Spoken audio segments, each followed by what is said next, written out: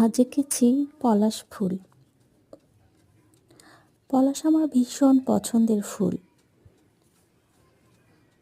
শুধু আমার কেন, আমার মনে হয় অনেকেরই পছন্দের।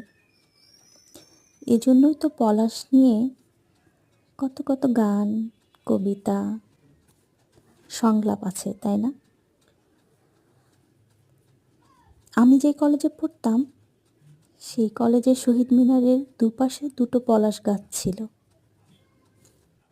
এই ফাগুনে এত এত পলাশ ফুল ফুটতো যেন গাছগুলোতে আগুন লেগে যেত। আর সেই ফুলগুলো ঠিক শহীদ মিনারের উপরেই ঝরে পড়ত।